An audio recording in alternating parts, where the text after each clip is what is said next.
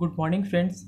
दोस्तों आज हम लोग क्लास 6 का एनसीईआरटी बुक एसएसटी का हिस्ट्री पार्ट देखेंगे। इस बुक का नाम है हमारा अतीत फर्स्ट। इसका लेसन फर्स्ट है दोस्तों। इसका शीर्षक है क्या, कब, कहाँ और कैसे। तो चलिए दोस्तों इसका फर्स्ट क्वेश्चन देखते हैं। दोस्तों इसमें जो नोट्स तैयार किया गया है वो मेन पॉइंट है जहाँ से सीटेट लगातार क्वेश्चन पूछता है, उसको ध्यान में रख के एक एक क्वेश्चन को गहन अध्ययन के बाद ही इस नोट्स को तैयार किया गया है। तो चलिए दोस्तों इसको शुरुआत करते हैं। फर्स्ट क्वेश्चन है लोग कहाँ रहते थे। तो आपसे ऑप्शन में 4 डायरेक्ट दे देगा। अभी हम लोग फर्स्ट इसका पार्ट देख रहे हैं। तो नर्मदा नदी के तट पे, उत्तर पश्चिमी सुलेमान किरधर पहाड़ियाँ, ये सब 4 ऑप्शन दे देगा और आपसे बोल देगा कि इनमें से कौन नहीं है या कौन है, ऐसा करके आपसे क्वेश्चन पूछता है। तो चलिए एक एक करके हम लोग इसको देखते हैं। तो फर्स्ट क्या है, नर्मदा नदी के तट पे। तो फर्स्ट लोग कहाँ आके बसे, तो नर्मदा नदी के तट पे। ठीक है। तो कई लाख वर्ष पहले से लोग इस नदी के तट पे रहते थे और अपना भोजन के लिए क्या करते थे, पेड़ पौधे पे निर्भर थे। वो खुद से अपना भोजन नहीं बनाते थे और कभी कभी वो लोग शिकार भी कर लिया करते थे।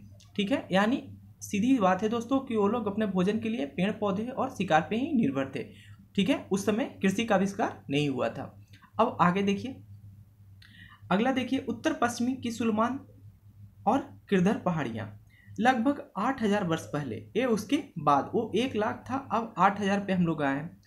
उत्तर पश्चिमी की सुलेमान और किरधर पहाड़ियाँ लगभग 8000 वर्ष पूर्व स्त्री पुरुषों ने सबसे पहले गेहूं, देखिए 1 लाख वर्ष पहले कोई उस समय क्या थे, तो सिर्फ और सिर्फ पेड़ पौधे और शिकार पर निर्भर थे। उस समय कृषि का कोई उपयोग नहीं था।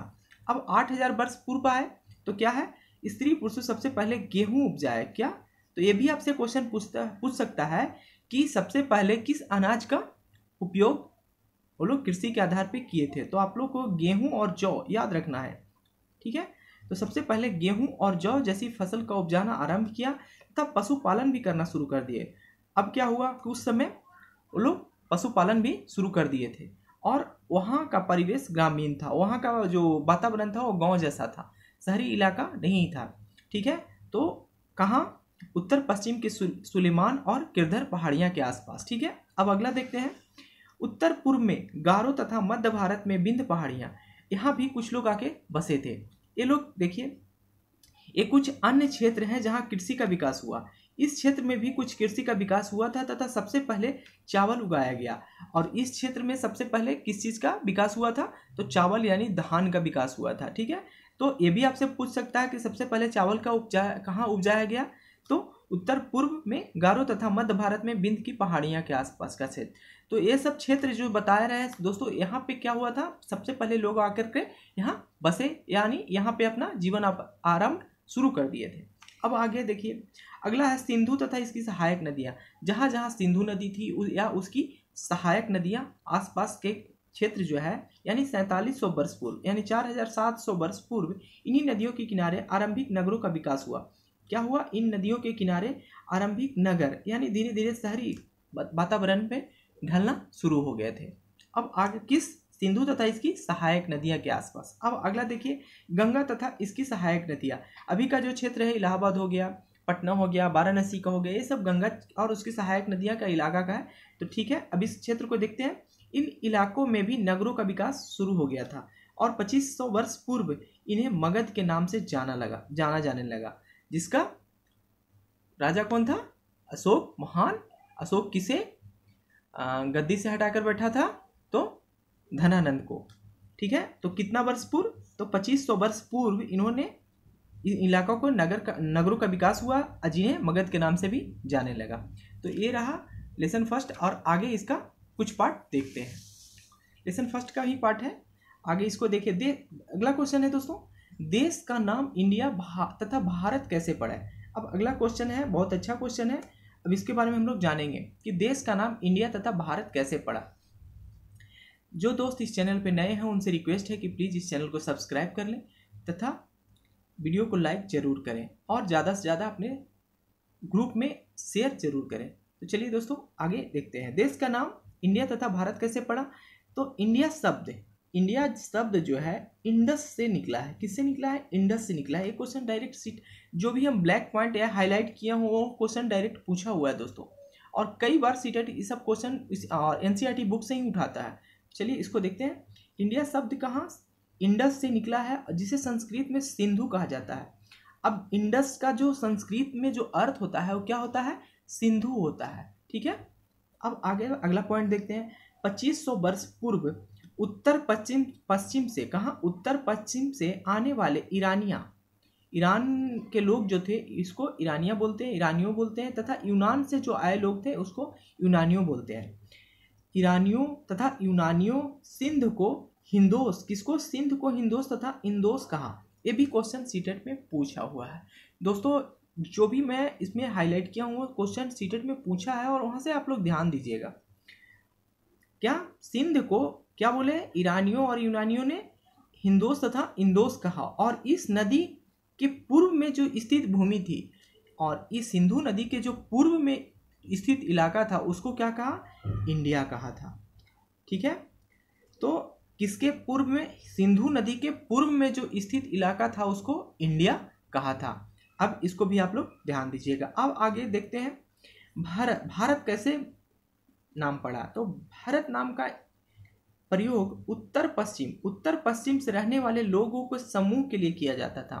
किस इलाका, तो उत्तर पश्चिम आज का कौन इलाका है, तो राजस्थान वाला क्षेत्र जो है वो उत्तर पश्चिम का इलाका है, में रहने वाले लोगों के समूह के लिए किया जाता था। ठीक है, इसका उल्लेख संस्कृत रचित, कौन सा, संस्कृत रचित ऋग्वेद में भी मिलता है। किसका, भरत कबीला का वर्णन कहाँ मिलता है, ऋग्वेद में मिलता है। एक क्वेश्चन भी पूछा हुआ है कि ऋग्वेद का रचना किस भाषा में हुई थी, तो आप लोग ध्यान दीजिएगा, ऋग्वेद का रचना संस्कृत भाषा में हुआ था, में भी मिलता है। बाद में इसका प्रयोग देश के नाम के लिए किया जाने लगा। अब वो भारत के नाम पे ही भारत का नाम प्रयोग होने लगा। और इंडिया कहाँ से आया, तो ईरानियों और यूनानियों ने हिंदोस और इंदोस कहा, और इस नदी के पूर्व का क्षेत्र, कौन सा नदी, तो सिंधु नदी के जो पूर्व का इलाका था उसको इंडिया कहा था। ठीक है, अब आगे देखते हैं भारतीय इतिहास का स्रोत क्या है। अब भारतीय इतिहास का स्रोत कहाँ से मिला है, जिसके आधार पे आज हम लोग बुक को फॉलो करते हैं कि ये सच है। एक्चुअल में ये सब एक साक्ष्य के आधार पे ही हम लोग मानते हैं। ठीक है, अब देखिए भारतीय इतिहास का स्रोत कहाँ से हमको इसकी जानकारी मिली उसके बारे में जानते हैं। पांडुलिपि एक प्रकार के पुस्तक होता था दोस्तों, जो भोजपत्र पे लिखा जाता था। तो चलिए इसके बारे में जानते हैं। ये पुस्तकें हाथ से लिखी होने के कारण पांडुलिपि कही जाती थी। पांडुलिपि मतलब हाथ से लिखा हुआ बुक जो होता था वो पांडुलिपि कहा जाता था, इसीलिए ये पांडुलिपि इसको बोलते हैं। इसे भोजपत्र पे लिखा जाता था। भोजपत्र एक प्रकार का पेड़ होता है जिसका नाम भुर्ज पेड़ है, भुर्ज नामक पेड़ है। उसी के छाल से तैयार किया हुआ एक, जैसे आज हम लोग पेपर यूज करते हैं, उसी समय उसी का छाल से बना के एक भोजपत्र तैयार किया जाता था और उसी पे हस्तलिपि में लिखा जाता था, इसीलिए उसको पांडुलिपि कहा जाता है। अब इसे किस पे लिखा जाता था, तो भोजपत्र पे लिखा जाता था। ये भी क्वेश्चन सीटेट में पूछा हुआ है। यह भुर्ज नामक पेड़ के छाल से तैयार किया जाता था। ये दोनों सीटेट में पूछा हुआ क्वेश्चन है। आप लोग विशेष खास करके जो ब्लैक पॉइंट में किया हूँ उस पर विशेष जोर दें, क्योंकि वो सब क्वेश्चन है जो कहीं न कहीं सीटेट में पूछा हुआ है। ठीक है, या कभी कभी केबीएस और एनबीएस में सब क्वेश्चन भी आता है। अब आगे देखें अभिलेख। ये प्रमुख रूप से सोना, अभिलेख क्या होता है, अभिलेख के बारे में आप बहुत लोग जानते भी होंगे। ये प्रमुख रूप से सोना, चांदी, लोहा, तांबा, कांसा की प्लेट, पत्थर तथा मंदिर के दीवारों पे उकेरे जाते थे। यानी कहने का मतलब है कि अभिलेख के रूप में जैसे कोई महान राजा हुआ तो क्या किया, अशोक ही कितना अभिलेख आप लोग सुने होंगे, बहुत सारा अभिलेख खुदवाया था, पत्थरों पे लिखवाया था, चांदी के सिक्के और सोना के सिक्के भी चलवाए थे, और उस पर अपना राज्य का स्वर्ण चिन्ह जो है उसको अंकित करवाया था। कांसा के भी प्लेट में, थाली में, ये सब में क्या होता था कि वहाँ का अभिलेख यानी वहाँ की जानकारी को उस पर दर्शाया जाता था, ताकि जो उनके पूर्वज जो पीढ़ी दर पीढ़ी जो लोग आगे आएंगे उनको इसके बारे में जानकारी मिलता रहे। अब देखिए कहाँ कहाँ पत्थर पे भी अभिलेख खुदवाया गया और मंदिर के दीवारों पे भी उकेरे गए। उकेरना मतलब उसको लिखा गया है रगड़ के, जैसे कांटी से या फिर किसी लोहा का उस प्रकार का वस्तु होती थी, उसी से उसको उकेर के लिखा जाता था। अब आगे देखिए, अभिलेख के अध्ययन को एपिग्राफी बोलते हैं। ये भी क्वेश्चन बहुत अच्छा है और पूछा गया है, जिसे हम लोग अभिलेख शास्त्र भी बोलते हैं। तो अभिलेख के अध्ययन को क्या बोलते हैं? एपिग्राफी, और ये सीटेट में पूछा हुआ क्वेश्चन है। और जो दोस्त इस चैनल पे नए हैं उनसे रिक्वेस्ट है कि प्लीज़ इस चैनल को सब्सक्राइब कर लें। और दोस्तों, आप लोग ने पर्यावरण अध्ययन को, ईवीएस को बहुत प्यार दिया, उसके लिए आप लोग को थैंक्स बोलना चाहते हैं, धन्यवाद देना चाहते हैं। तो आगे अन्य स्रोत कहाँ से है? इसका भारतीय इतिहास का स्रोत है, उसके बारे में हम लोग जानते हैं। अब कुछ पुरानी इमारतें भी मिला, जिसके बारे में हम लोग जिससे हमको जानकारी मिली। कुछ टूटी फूटी मूर्तियाँ मिली जमीन के खुदाई से, सिक्के भी मिले पुराने, कुछ बर्तन टूटे फूटे मिले, कुछ आभूषण मिले, उससे भी कुछ जानकारियाँ मिली आदि साहित्यिक स्रोत। ये सब चीज़ों से हमको एक व्याख्या के रूप में पता चला कि आखिर हमारे पूर्वज या फिर जो हमारा इतिहास जो है वो कैसा रहा था। अब अगला देखते हैं दोस्तों आगे। तिथियों के लिखने की पद्धति की शुरुआत कैसे हुई? क्या हुआ?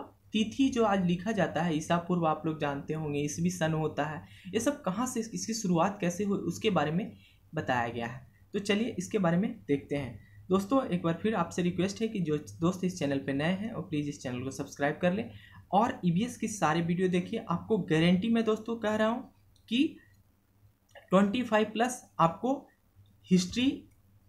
एसएसटी तथा ईवीएस में गारंटी मिलेगा दोस्तों, क्योंकि यहीं से क्वेश्चन सीटेट पूछता है। ठीक है, तो इसके लिए आप निश्चिंत रहें, आपको डायरेक्ट क्वेश्चन सीटेट यहीं से, और बहुत मेहनत करके नोट्स आप लोग के लिए तैयार किया हूँ दोस्तों। चलिए आगे देखते हैं। तिथियों के लिखने की पद्धति की शुरुआत कैसे हुई? तो तिथियों के लिखने की पद्धति की शुरुआत कहाँ से हुई? वर्तमान में वर्ष की गणना ईसाई धर्म के प्रवर्तक ईसा मसीह के जन्म के तिथि से की जाती है। अब देखिए, ये भी पूछा है कि ईसाई धर्म के प्रवर्तक कौन थे, तो कौन थे? ईसा मसीह। ये क्वेश्चन सीटेट में पूछा हुआ है। ठीक है, तो क्वेश्चन क्या है? वर्तमान में वर्ष की गणना, आज हम लोग ईस्वी लिख रहे हैं, उसकी जो गणना की जाती है ईसाई धर्म के प्रवर्तक ईसा मसीह के जन्म के तिथि के आधार पे किया जाता है। ठीक है, अब आगे देखिए अगला पॉइंट। ईसा मसीह के जन्म से पूर्व की तिथियां, आज अगर सपोज डेट ईसा मसीह का जन्म आज हुआ है, तो इससे पूर्व की जो तिथि थी उसकी तिथि की बात हम लोग कर रहे हैं। ईसा मसीह के जन्म से पूर्व की तिथियां को ईसा पूर्व बोलते हैं, यानी ईसा पूर्व। ईसा के जन्म तो यहाँ हुआ, लेकिन इससे पूर्व, ईसा पूर्व, तथा बाद की तिथि को ईसवी सन बोलते हैं। जन्म हो गया और उनके बाद की जो तिथि आया उसको ईसवी सन बोलते हैं। ठीक है, अब आगे देखते हैं। बिफोर क्राइस्ट को बीसी यानी बीसी बोलते हैं। ठीक है, ये लिखा जाता है इंग्लिश में, और ईसा पूर्व को ईसा पूर्व लिखते हैं। ठीक है, अब अगला देखिए, अगला पॉइंट। कभी कभी एडी की जगह कॉमन ईरा सी भी लिखा जाता है। ठीक है, ये लिखने का तरीका है दोस्तों, और वही इंग्लिश में आप लोग कॉमन ईरा बोलते हैं, तथा बीसी को, बिफोर कॉमन ईरा को बीसीई का प्रयोग किया जाता है। किसको? बिफोर कॉमन ईरा बीसीई का, किसको? बीसी के लिए। बीसी की जगह, किसकी जगह? बीसी की जगह बिफोर कॉमन ईरा बीसीई का प्रयोग किया जाता है। तो ये सब क्वेश्चन भी सीटेट में पूछ सकता है दोस्तों। आप लोग एक एक क्वेश्चन को अच्छे से प्रिपेयर हो, और अच्छे से एकदम श्योर ऐसा प्रिपेयर हो जाइए कि आपको दिक्कत ना हो। और जो दोस्त इस चैनल पे नए हैं प्लीज़ इस चैनल को सब्सक्राइब कर लें, लाइक करें और ज़्यादा से ज़्यादा शेयर करें दोस्तों। ठीक है, और ईवीएस के सारे नोट्स आप लोग देखते रहिए, बहुत अच्छा वीडियो बना है दोस्तों। आपको गारंटी देते हैं कि सोशल साइंस और ईवीएस का भी 2 नोट्स रेडी हो रहा है, वो आपको मिलता रहेगा। और आप लोग इसका लेक्चर को जितना हो सके उसको शेयर करें। धन्यवाद दोस्तों।